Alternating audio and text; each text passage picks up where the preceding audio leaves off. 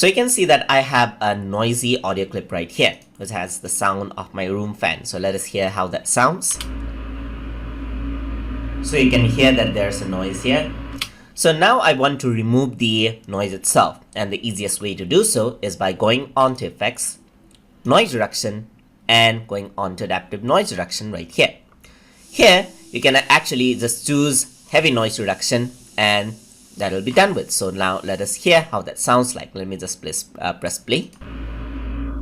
So you can hear that there's a noise here. So it automatically removed the noise just like that.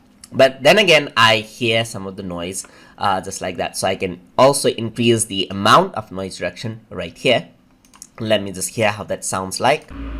So you can hear that there's a noise here. So you can see that that improves everything. So let me just put my cursor in the beginning. And what I want to do is apply this.